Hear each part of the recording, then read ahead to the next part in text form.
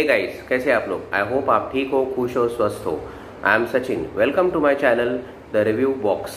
Video शुरू करने से पहले मेरे चैनल को सब्सक्राइब करें और वीडियो को लाइक, फॉलो और शेयर ज़रूर करें। So let's see what's there in the review box today. आज की वीडियो का टाइटल है Russia sends military to Kazakhstan, why Kazakhstan violence is bad news for India, Prashant Dhawan. नमस्कार and I welcome you to world affairs. मैं हूं प्रशांत धवन। और जैसे मैंने आपको लास्ट वीडियो में बताया था कि कजाकिस्तान में स्थिति लगातार खराब होती जा रही है। Kazakhstan is literally getting out of control. यहां पर लगातार दंगे हो रहे हैं, लोग आपस में क्लैश कर रहे हैं, बहुत से ग्रुप्स बन चुके हैं विद इन द कंट्री। कुछ लड़ रहे हैं सरकार के अगेंस्ट, कुछ आपस में लड़ रहे हैं।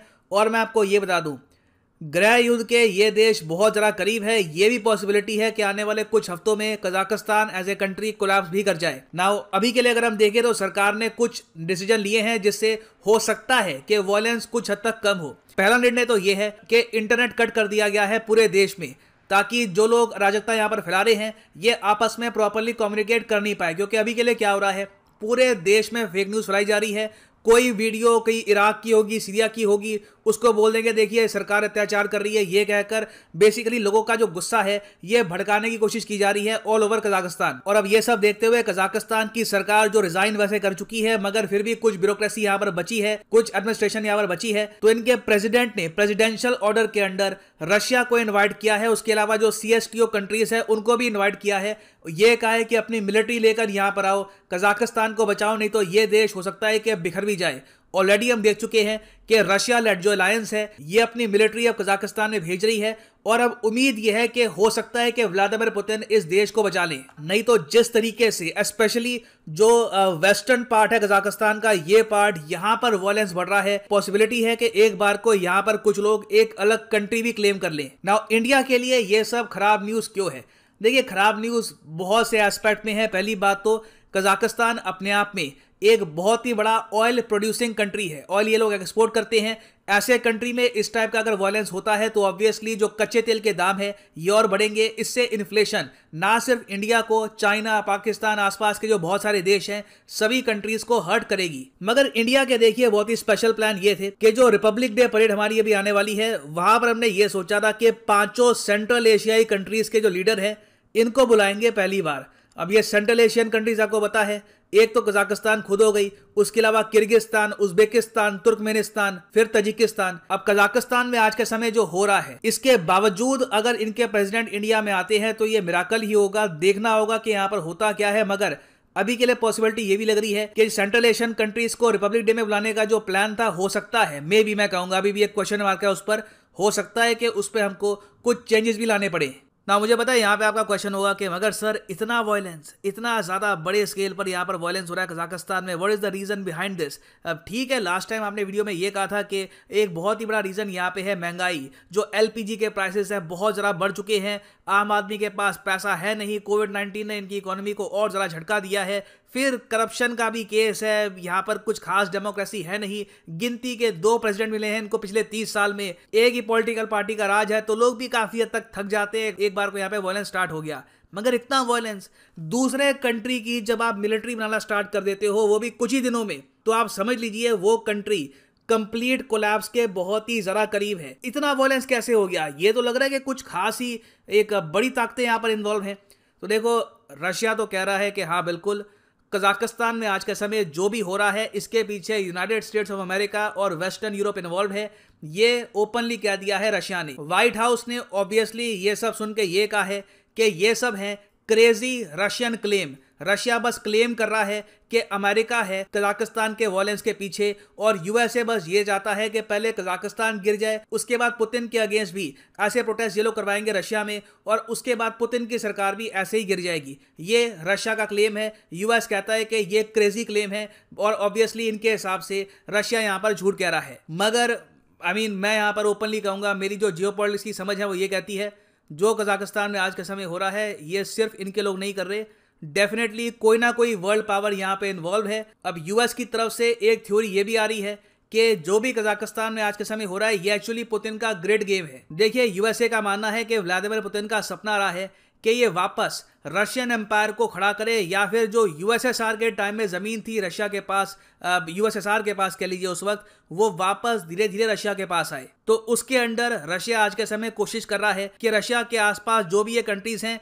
साउथ में और रशिया के वेस्ट में, बेलारूस हो गया, यूक्रेन हो गया, यहाँ पर अपना इन्फ्लुएंस लगातार रशिया बढ़ा रहा है। और जो कंट्री रेजिस्ट कर रही है रशियन इन्फ्लुएंस को, वहां पर रशिया वॉयलेंस स्टार्ट कर रहा है। ये यूएसए का क्लेम है। और यूएसए ने यहाँ पर यह भी कहा है कि जो रशिया के आसपास जो ये देश है ना, इनमें कई कंट्रीज आपको मिलेगी जहां पर बिल्कुल जो रशियन ओरिजिन के लोग हैं वो भी रहते हैं। यूएसएसआर के टाइम में उनकी फैमिलीज वहां पर बसी थी, आज भी वो वहां पर रहती है।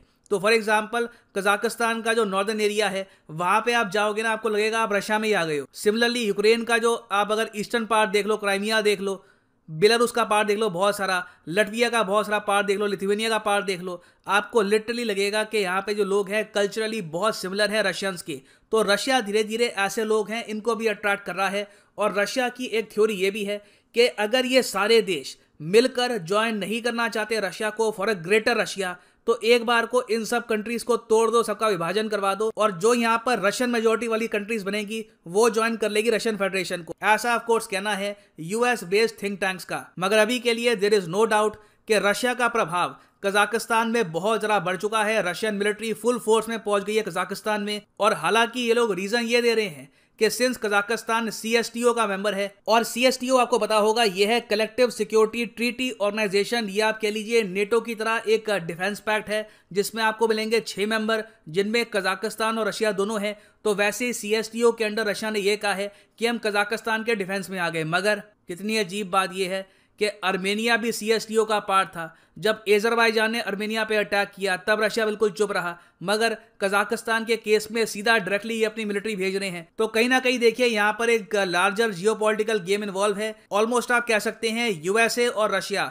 दोनों का ही कहीं ना कहीं इंटरेस्ट था कि कजाकिस्तान डिस्टेबलाइज हो जाए। अब क्वेश्चन यहाँ पर यह आता है कि व्लादिमीर पुतिन क्या कजाकिस्तान के दंगे खत्म करवा पाते हैं, या फिर ऑल टुगेदर ये कंट्री बिखर जाता है और कोलैप्स भी कर सकता है, इस कंट्री का विभाजन भी हो सकता है। अब ग्लोबल इंपैक्ट की अगर हम बात करें, ऑब्वियसली जो क्रूड ऑयल के दाम है ये बढ़ने शुरू हो चुके हैं।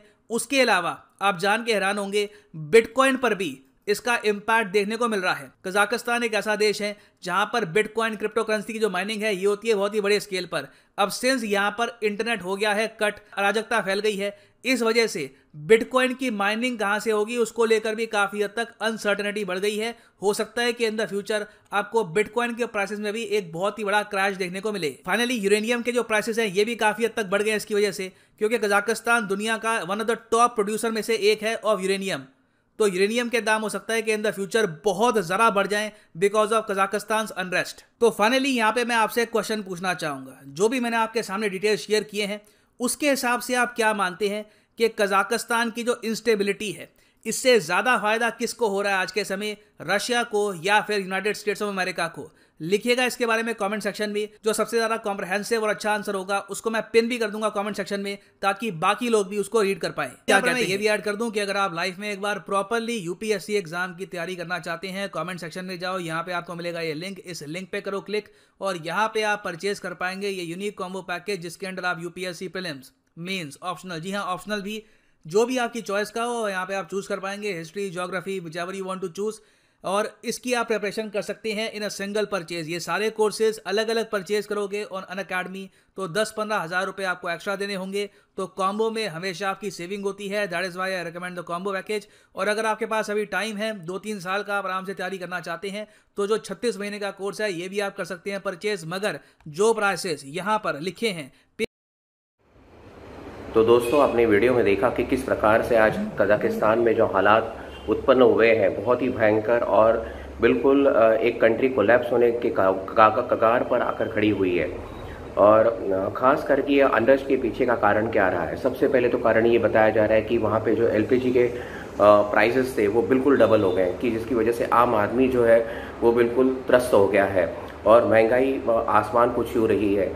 और स्वाभाविक है कि ये विद्रोह हुआ है और पूरे देश में दंगे हो रहे हैं, कोई सरकार के विरुद्ध वायलेंट प्रोटेस्ट कर रहा है, बहुत सारी इंटरनल ऑर्गेनाइजेशन से कि जो एक दूसरे के साथ झगड़ रही है, और बिल्कुल एक सिविल वॉर की तरह, गृह युद्ध की तरफ ये देश जा रहा है। तो ख़ास करके कजाकिस्तान, जो अगर हम लोग टेरिटरी वाइज देखेंगे तो 9th लार्जेस्ट कंट्री है टेरिटरी वाइज, और इसकी जो बाउंड्रीज है दो बड़े देशों से लगी हुई है, एक है रशिया और दूसरा है China, and it is well connected with rail road, port से वेल कनेक्टेड है, और ख़ास करके खनिज संपदाओं में, मिनरल रिसोर्सेज में काफ़ी समृद्ध ऐसा ये प्रदेश है। तो ऐसे हालात में हम देखते हैं कि वहाँ पे ये गृह युद्ध जैसे परिस्थितियाँ उत्पन्न होना कोई अच्छी बात नहीं है, और हालात यहाँ इस तक पहुँच गए हैं कि वहाँ पे वहाँ की गवर्नमेंट को रशिया और लेड अलायंसेस जो है उनको बुलाना पड़ा है, और ख़ास करके जो रशिया लेड अलायंसेस है उसमें आर्मेनिया है, बेलारूस है, कजाकिस्तान है, किर्गिस्तान है, तजाकिस्तान है और रशिया, इन सभी के आर्म फोर्सेस को वहाँ बुलाया गया है पूरे परिस्थिति को कंट्रोल करने के लिए। अब ये जो अनरेस्ट हुआ है इसके पीछे का वजह एलपीजी गैस प्राइसेस तो डबल हुए हैं, पर साथ ही साथ वहाँ पे करप्शन बहुत बड़े पैमाने पर फैला हुआ है, गरीबी है, पॉवर्टी है, इनइक्वालिटी है, जो अमीर है वो और अमीर बनते जा रहे हैं और जो गरीब है वो और गरीब बनते जा रहे हैं। साथ ही साथ कोई डेमोक्रेटिक फ्रीडम नहीं है, कोई फ्रीडम ऑफ स्पीच नहीं है, कोई अगर सरकार के विरोध अगर कोई बोल देता है तो उसको सीधे जेल में डाल दिया जाता है। और अगर हम देखेंगे कि 1991 के बाद, 1991 के बाद जब यूएसएसआर के टुकड़े हुए तो उसमें से एक बड़ा सा टुकड़ा था कजाकिस्तान, जो एक देश बना। तो पिछले 30 सालों में 91 से लेकर अगर 2021 तक की अगर हम लोग बात देखेंगे, पिछले 30 सालों में सिर्फ 2 प्रेसिडेंट इस देश ने दिए हैं। तो इससे हमें मालूम होता है कि किस प्रकार का गवर्नेंस इस देश में हो रहा है। तो बहुत ही विकट ऐसी परिस्थिति है, और ख़ास करके अगर हिंदुस्तान के दृष्टिकोण से देखा जाए तो ये हिंदुस्तान के लिए बैड न्यूज़ क्यों है। तो सबसे पहले तो फ्यूल हाइक है, और इसकी वजह से नेचुरली कि ऑयल के अगर प्राइसेस बढ़ेंगी तो इसका असर जो है सभी देशों को सहना पड़ेगा, चाहे चाइना है, पाकिस्तान है, इंडिया है, तो सभी को उसका सहना पड़ेगा। और साथ ही साथ दूसरा ये है कि 26 जनवरी को रिपब्लिक डे परेड के दिन हम हमेशा हर साल किसी न किसी देश के प्रमुख को हम लोग बुलाते हैं। तो इस बार हम लोगों ने सेंट्रल एशिया के 5 देशों के प्रमुखों को हम लोगों ने आमंत्रण दिया है चीफ गेस्ट के लिए।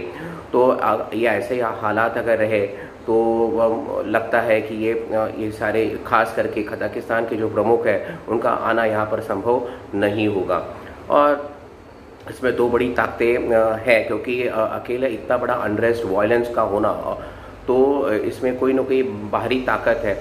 और रशिया जो है वो निरंतर आरोप लगाते आ रहा है कि ये जो भी अनरेस्ट हुआ है इसके पीछे यूएसए और वेस्टर्न यूरोपियन कंट्रीज़ का हाथ है।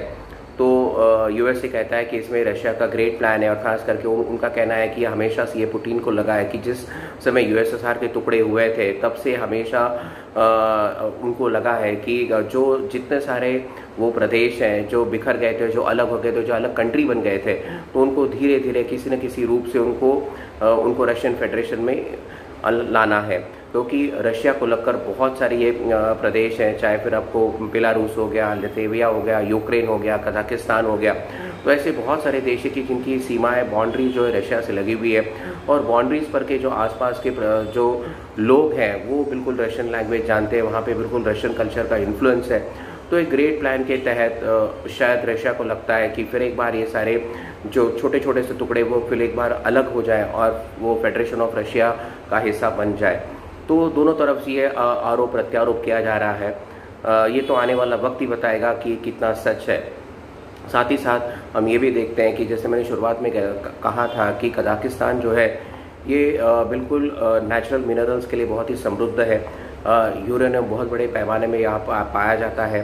साथ ही साथ ऑयल रिच कंट्री है, 9th largest oil exporting country है। साथ ही साथ 10th लार्जेस्ट कोल प्रोड्यूसर है वर्ल्ड में, और साथ ही साथ 2nd largest minor of bitcoin है आफ्टर यूएसए। तो ये सारे कारण भी है कि जिसकी वजह से शायद ये जो 2 सुपर पावर्स है, खास करके उनको लगता है कि अगर हमारा कंट्रोल इस देश के ऊपर हो जाता है तो ये जो नेचुरल रिसोर्सेस है तो उनके ऊपर अपना कंट्रोल वो बता पाएंगे। और ऐसा ही कुछ हमने देखा था 90 के दशक में कि जब अमेरिका ने इराक के ऊपर हमला किया था, और ये कहकर किया था कि उनके पास न्यूक्लियर टेक्नोलॉजी आ गई है जिससे पूरे जग को खतरा हो सकता है। और इसी वजह से उन्होंने इराक पर बम्बार्डिंग की थी, सद्दाम हुसैन मारा गया था। और क्या निकला? तो निकला यही कि वहाँ पे उनके पास कोई न्यूक्लियर टेक्नोलॉजी नहीं थी। तो उसके पीछे का मकसद यही था, क्योंकि इराक भी एक ऑयल रिच कंट्री है, तो जो वहाँ के नेचुरल रिजर्व्स गैस है उसके ऊपर अमेरिका अपना कंट्रोल चाहता था। तो ये आने वाला वक्त या आने वाला समय बता पाएगा कि ये मंशा क्या है, इसके पीछे की जो बाहरी ताकत क्या है, ये आने वाला वक्त बता पाएगा। तो उस समय बहुत ही गंभीर है और कुछ कह नहीं सकते कि आने वाले दिनों में और क्या क्या हमें देखने को मिलेगा। और प्रशांत धवन जी ने एज यूजुअली बहुत ही डिटेलिंग में हर चीज़ को हमारे सामने लाया। उसके लिए फिर एक बार मैं प्रशांत धवन जी को शुक्रिया करना चाहूँगा और इस वीडियो को हम यहीं समाप्त कर दें। तब तक खुश रहिए, आबाद रहिए।